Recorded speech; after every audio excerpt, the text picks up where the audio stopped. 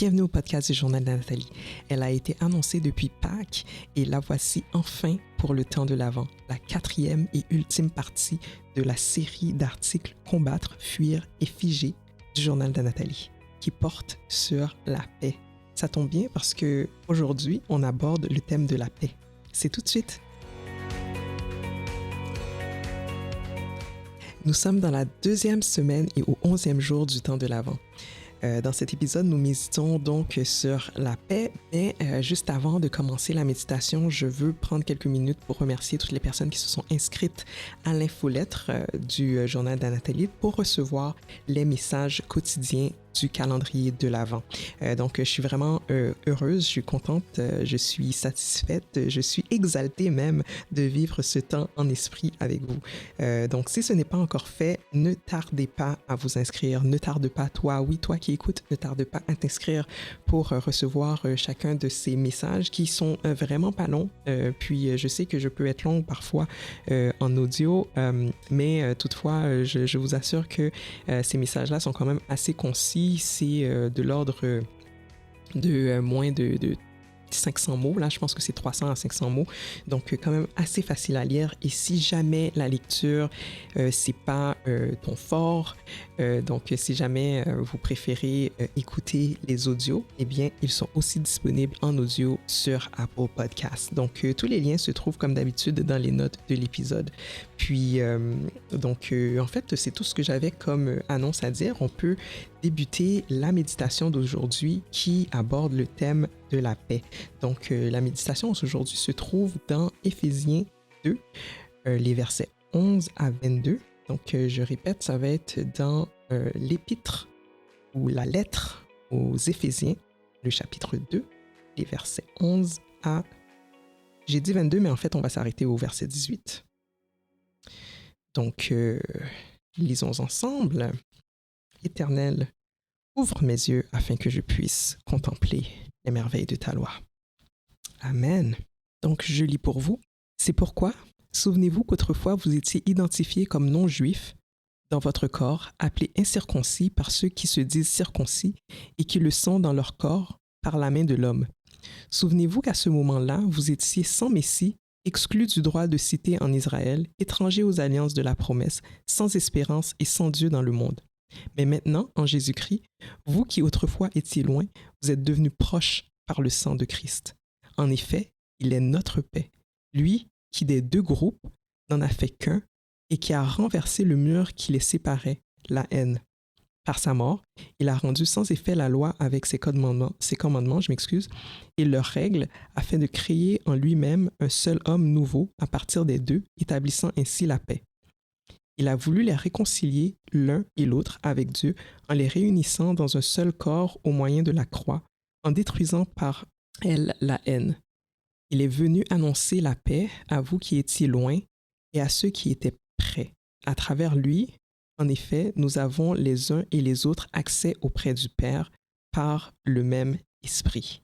Que Dieu daigne bénir cette portion de l'Écriture pour la bénédiction, pour l'édification, pour la construction de notre âme.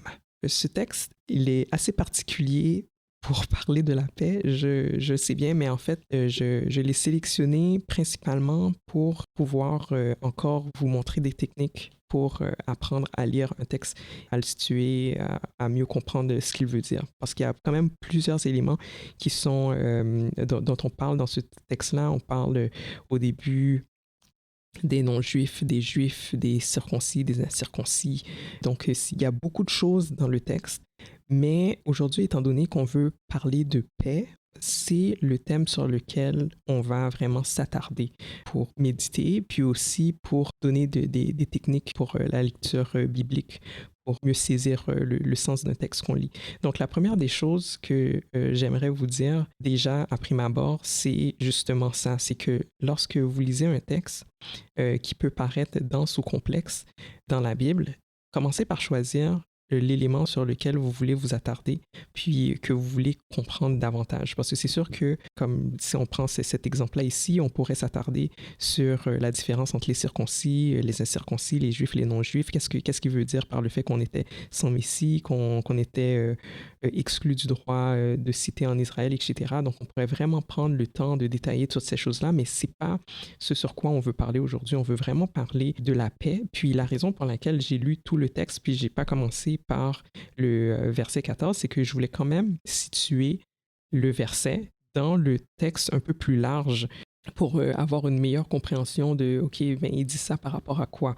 Donc, rapidement, comme ça, lorsqu'on revoit le texte, on peut voir qu'il dit ça par rapport à une inimitié, donc une différence, une division qui existait entre les Juifs et les non-Juifs. Donc, ce qu'il dit, grosso modo, rapidement, sans rentrer dans les détails théologiques de ce que ça voulait dire, la circoncision et tout, grosso modo, ce qu'on comprend rapidement, c'est qu'il y avait une différence entre deux groupes, que Jésus étant notre paix, il a réconcilié les deux groupes, donc il a établi la paix entre ces deux groupes-là.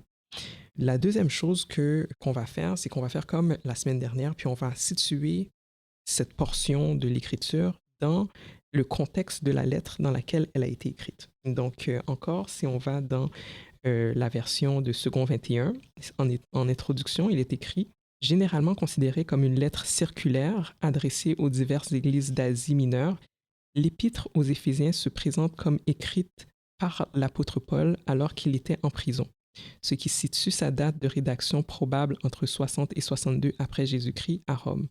Elle expose notamment les bénédictions dont les croyants jouissent en Christ. » Premièrement, je voulais juste revenir sur le terme circulaire. Donc, ce qu'il veut dire par une lettre circulaire, c'est que à cette époque-là, des fois, les communautés recevaient une lettre qui était adressée à plusieurs groupes, plusieurs communautés de la même région. Donc, une fois qu'une communauté avait reçu la lettre circulait donc parmi toutes les communautés. Donc, elle était adressée pas à un seul petit groupe, mais vraiment à toutes les églises d'Asie mineure, comme c'est indiqué ici. Donc, commence son adresse aux saints qui sont à Éphèse. Donc, c'est pas juste la ville d'Éphèse, mais c'est vraiment, ça a circulé dans toutes les églises d'Asie mineure à cette époque-là. La seconde chose qu'on peut voir par rapport à ça, c'est que la lettre met l'accent sur les bénédictions que les chrétiens reçoivent. Donc, c'est intéressant à voir parce que là, on voit qu'il est écrit dans le texte qu'on vient de lire que Jésus-Christ est notre paix. Donc, nous recevons la paix de lui. Et dans le contexte global de la lettre, Paul parle justement de tous les bienfaits, de toutes les bénédictions qu'on reçoit en étant chrétien. Donc, il dit « dont les croyants jouissent en Christ ». Donc, déjà, on peut faire un lien là.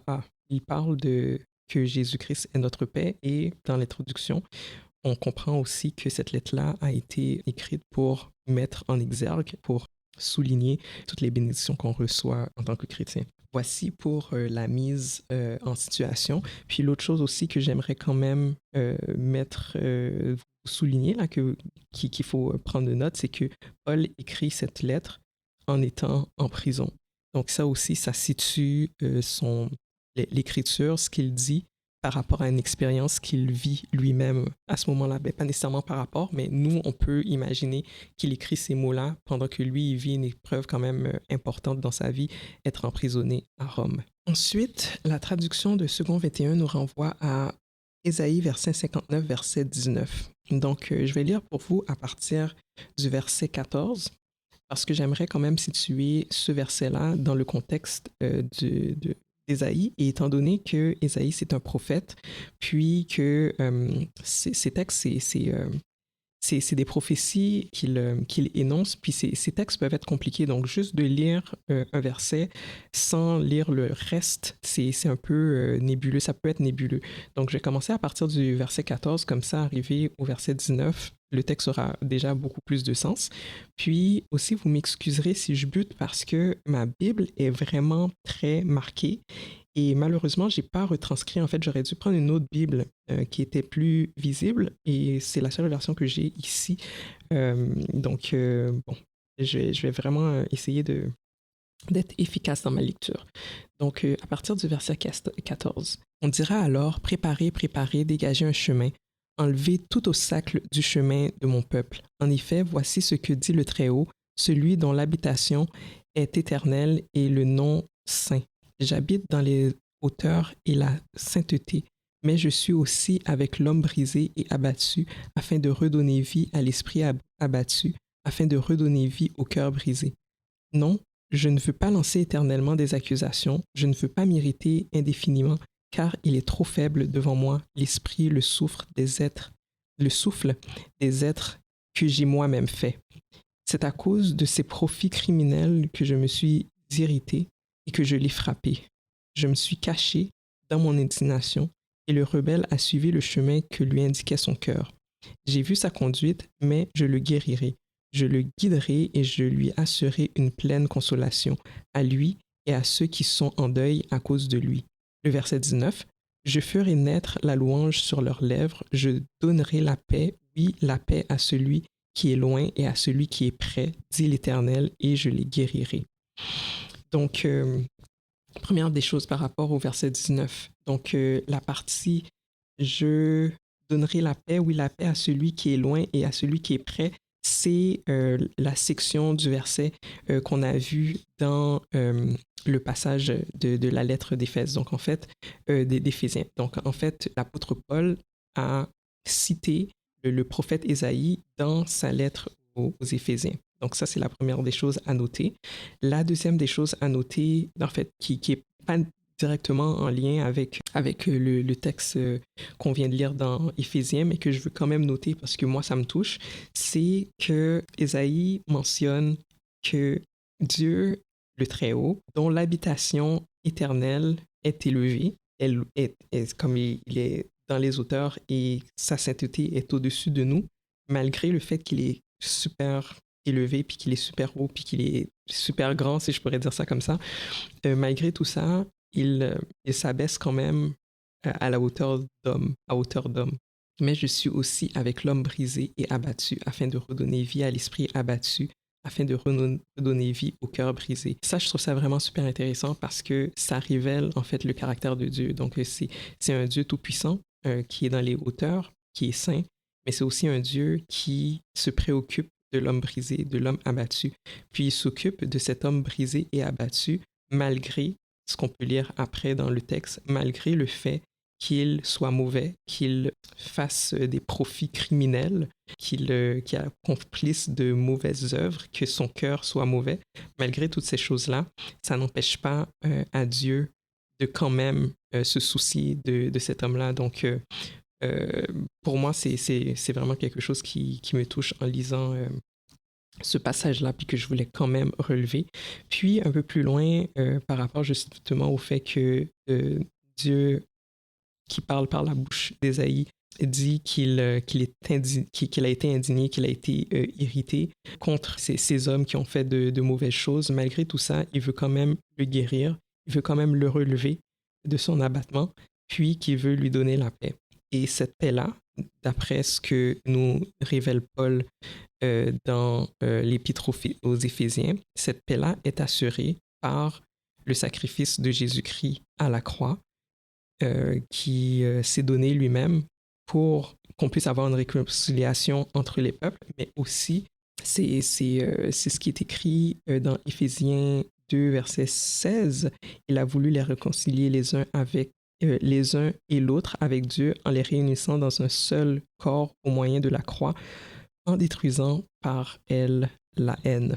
C'est vraiment très intéressant, mais on veut aller quand même plus loin dans notre étude de ce passage-là, parce que comme j'ai mentionné tout à l'heure, il y a beaucoup de choses qu'on pourrait sortir du texte d'Éphèse, mais on veut vraiment voir la partie qui parle de la paix. Donc, ce que je vous propose de faire, en fait, c'est d'utiliser d'autres outils pour pouvoir enrichir votre lecture biblique. Puis, pour ce faire, ce qu'on va faire, c'est qu'on va utiliser ce qu'on appelle une Bible interligne.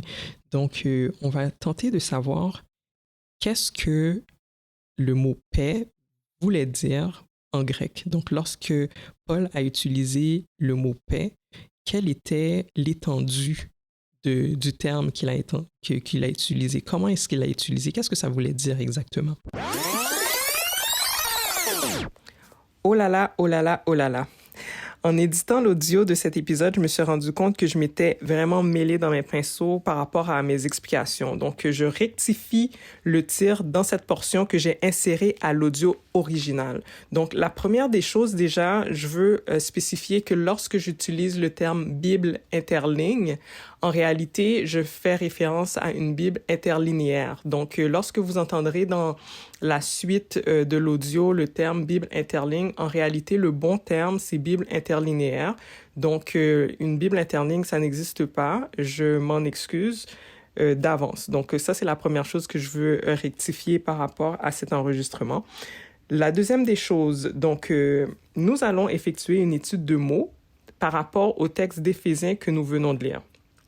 Donc, l'exercice, en fait, se trouve à être de trouver le terme grec qui a été traduit par paix dans la version de second 21 de la Bible.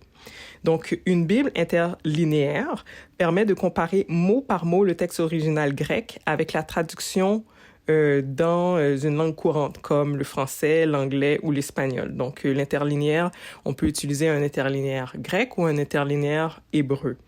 Donc, c'est pratique, en fait, d'utiliser une Bible interlinéaire, surtout pour les personnes qui n'ont pas pris de cours de langue biblique pour trouver les termes originaux et d'en faire l'étude.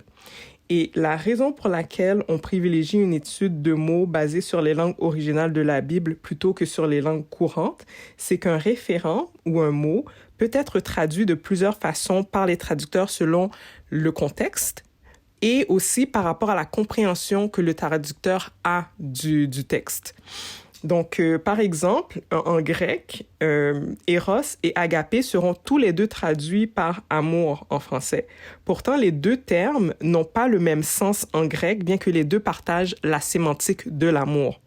Donc, on découvre que dans l'interlinéaire, le mot grec pour paix correspond à Irénée.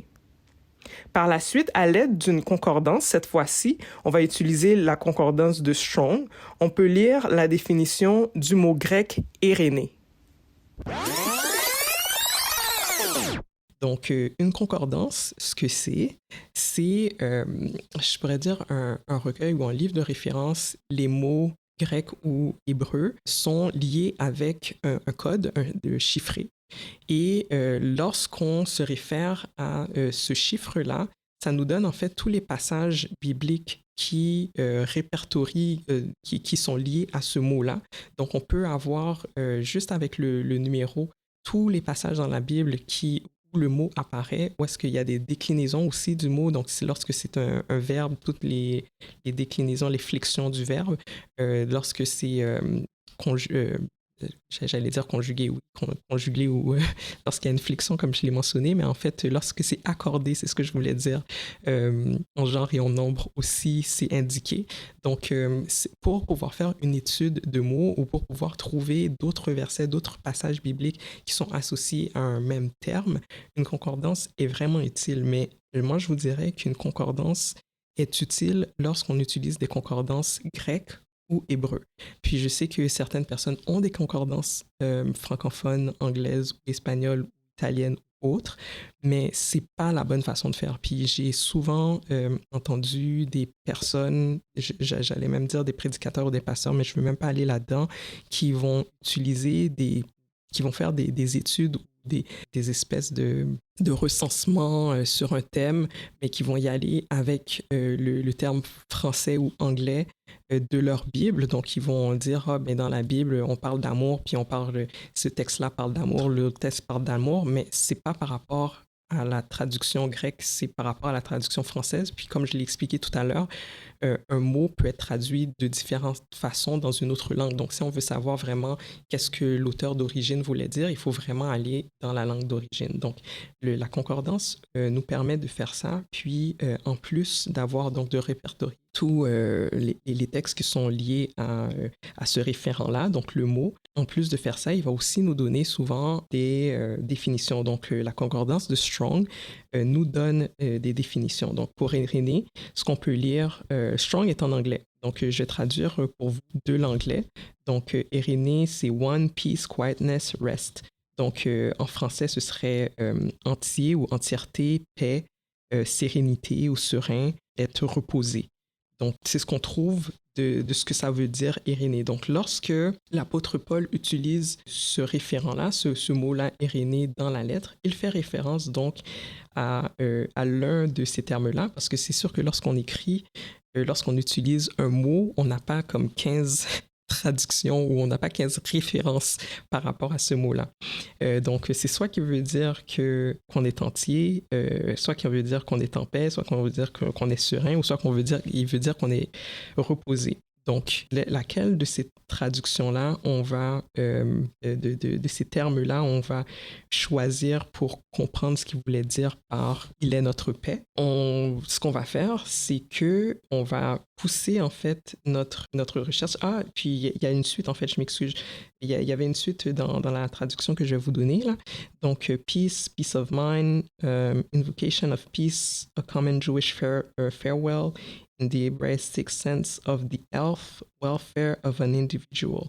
Donc, en gros, le reste de la traduction ou de l'information qui est offerte par Strong ici dit que c'est aussi relié à la peine d'esprit, que c'est une forme de salutation chez les Juifs, donc dans la culture hébraïque, et chez aussi les hébraïsants, Hebraistic sense, donc dans le sens hébraïque, ça a aussi un lien avec le bien-être individuel.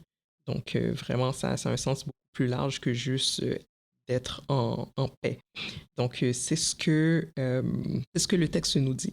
Donc si on veut savoir dans quel sens probable que Paul utilisait le terme il est notre paix dans la lettre, on peut faire plusieurs choses. Donc, la première des choses, c'est qu'on peut revenir au contexte, puis regarder le contexte pour voir, mais dans le contexte qui est écrit, qu'est-ce qu'il veut dire exactement, à quoi ça fait référence. Donc, dans le contexte, c'est sûr qu'on parle de réconciliation de peuple, on parle de mettre les choses ensemble. Donc, la première définition, one, être entier, mettre un, ça peut être ça aussi. Ça correspond vraiment beaucoup. Mais si on s'en va un peu plus loin par rapport au texte qui a été référé ou auquel Louis II nous renvoie plutôt, excusez mon hésitation, et qu'on regarde la définition de paix dans ce contexte-là. Et cette fois-ci, j'ai pas besoin d'une Bible interligne parce que je lis l'hébreu.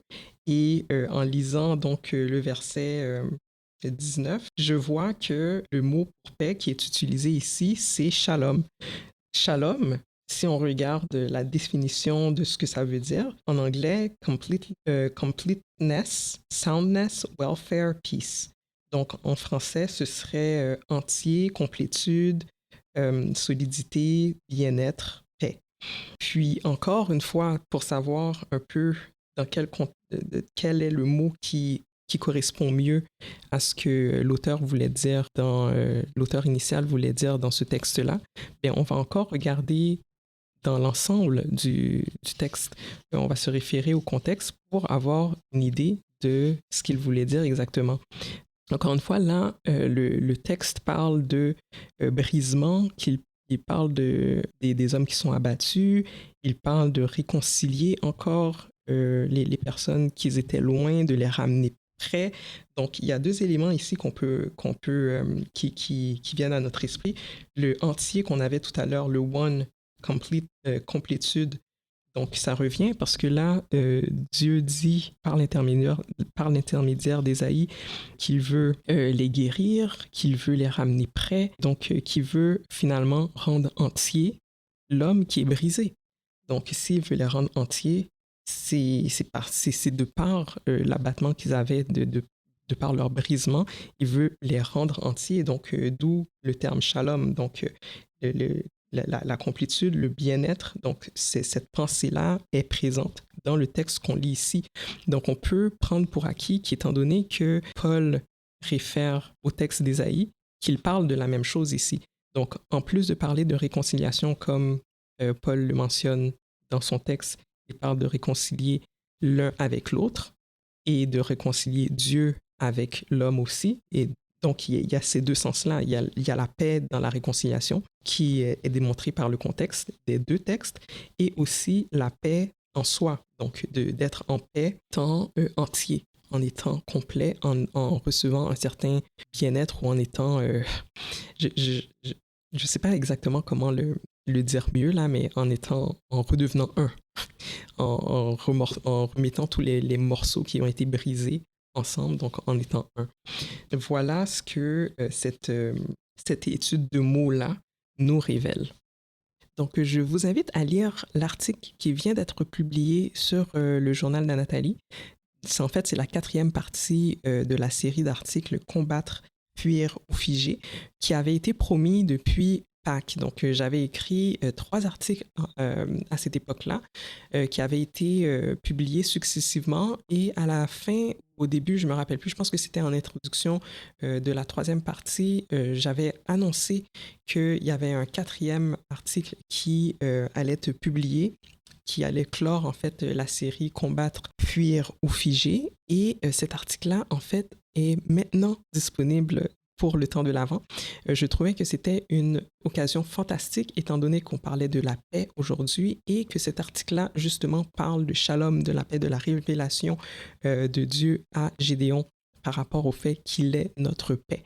Donc, pour en savoir plus, je vous invite à lire cet article qui se trouve sur le blog du journal d'Anatolie. Pour finir avec le texte qu'on vient d'étudier ensemble, en fait, à la lumière de tout ce qu'on a vu, on peut résumer les choses suivantes. C'est que, premièrement, le texte nous révèle que c'est Jésus qui est notre paix, qu'il, en fait, nous a réconciliés, nous, les Juifs et les non-Juifs, pour qu'on puisse faire un seul peuple. Donc, pour qu'on puisse être unis en un seul peuple à Dieu. Donc, en ce faisant, il met fin aux différentes discordes qu'il y avait entre ce qu'on appelait les païens, les incirconcis, et les circoncis qui sont les Juifs. Puis ensuite, le texte d'Ésaïe, en fait, va enrichir notre compréhension de ce texte-là en nous rappelant que Dieu a voulu pourvoir, a voulu nous donner la paix et nous réconcilier avec lui. Ce qu'on voit, c'est que nous recevons notre paix de Dieu, que la paix n'est pas conditionnée par nous. Donc, la paix, c'est pas quelque chose qu'on obtient en méditant, qu'on obtient en faisant des exercices de respiration ou en pratiquant certaines disciplines, etc. C'est vraiment un don, c'est un cadeau qui est fait de la part de Dieu, qu'on reçoit. Et cette paix-là, on la reçoit de Jésus. Elle est assurée, donc la paix en Jésus, par sa mort à la croix. Puis en ce temps de l'Avent, on veut prendre le temps d'accueillir cette paix qui ne dépend pas de nos circonstances. Puis je vous rappelle que Paul, en fait, était en prison lorsqu'il a écrit cette lettre aux Éphésiens. Donc, je crois que c'est un merveilleux exemple à suivre parce que malgré les circonstances troublantes dans lesquelles il se trouvait, bien, il a quand même parlé de paix. Il a quand même voulu exhorter les gens auxquels il écrivait à la paix. Et nous aussi, nous devons accueillir la paix que Dieu nous donne, puis vivre par elle. Cette paix dépend uniquement de Dieu et elle ne dépend pas de nous. Donc, comme l'ange de l'Éternel a déclaré à Gédéon dans le livre des Juges qui se trouve dans l'Ancien Testament, moi aussi aujourd'hui, je t'exhorte à rester en paix et à ne pas avoir peur. Donc, c'est sur ces paroles qu'on termine aujourd'hui la méditation. J'espère encore une fois qu'elle a enrichi ta compréhension, que ce soit premièrement au niveau du texte, au niveau de la paix, ce que c'est, d'où ça vient, etc., la façon dont c'est utilisé dans la Bible. Et aussi que cet exercice-là, aujourd'hui encore, t'a donné des outils supplémentaires pour aborder les textes de la Bible. Bien entendu, à chaque fois qu'on lit un passage biblique, on n'est pas obligé d'aller utiliser un interligne, une Bible interligne ou d'utiliser des concordances, mais ça peut nous aider à mieux comprendre ce qu'on lit lorsqu'il y a des difficultés dans un texte ou lorsqu'on veut aller plus loin dans notre compréhension ou lorsqu'on pense avoir saisi quelque chose d'un texte pour aller valider notre compréhension. On peut faire ces étapes supplémentaires-là. Donc, c'est ce que je voulais démontrer aujourd'hui par l'exercice qu'on a fait ensemble. Donc, j'aimerais prier avec toi maintenant pour terminer cet épisode. Alors, prions ensemble. Papa, tu nous révèles dans ta parole à plusieurs endroits que notre paix dépend de toi, elle ne dépend pas de nos circonstances, elle ne dépend pas de notre volonté, elle ne dépend pas de notre discipline, de ce que nous faisons. Elle dépend et elle est assurée par Jésus-Christ qui est venu sur la terre, qui a souffert et qui est mort à la croix pour que nous puissions être réconciliés avec toi et que nous puissions avoir la vie éternelle en lui. Je te remercie pour ça, je te remercie pour ce don-là. Je te prie, Seigneur Dieu, aujourd'hui, dans ce temps de l'Avent, d'ouvrir nos cœurs, d'ouvrir nos cœurs à cette paix que tu nous donnes, cette paix que tu nous as déjà donnée, cette paix qui est déjà là, qui est déjà présente. Je te prie de faire en sorte qu'on puisse l'accueillir aujourd'hui, maintenant. Je te prie spécialement pour ces personnes qui sont agitées dans leur âme, dans leur esprit, qui vivent des moments difficiles, qui ne savent pas s'accrocher ou s'ancrer. Je te prie, Seigneur Dieu Tout-Puissant, de leur rappeler que tu es notre paix. Que toi, Dieu, tu es notre paix. Toi, Dieu le Fils, tu es notre paix. Que tu as été envoyé, que tu nous as donné ta vie pour qu'on puisse être en paix avec toi et en paix les uns avec les autres. Donc, et en paix avec nous-mêmes aussi, en nous-mêmes, qu'on puisse être entier, qu'on puisse être reconstruit en toi. Puis, c'est ce que je te demande en ce moment, Seigneur, c'est de nous permettre d'accueillir cette entièreté, de nous permettre d'accueillir cette paix, qu'on puisse se ressentir renouvelé en toi. Faire en sorte qu'on puisse s'ouvrir à ça, Seigneur, ce moment. Puis aussi, j'aimerais te prier pour ce qui se passe dans le monde, car le monde est bouleversé, car le monde n'a pas accueilli ta paix. Elle n'a pas accueilli ton sacrifice à la croix. Donc la discorde continue, les inimitiés continuent, les conflits se poursuivent. Et ce sont des personnes innocentes qui en payent le prix fort. Alors que nous approchons des fêtes de la Nativité, de Noël et tout, et que nous allons nous rappeler ce qui a été déclaré par l'ange, paix aux hommes en tout lieu, nous te demandons, Seigneur, d'établir cette paix-là en tout lieu, de réconcilier les hommes entre eux, avec toi et entre eux. Je te prie ainsi au nom et par les mérites de ton Fils Jésus-Christ.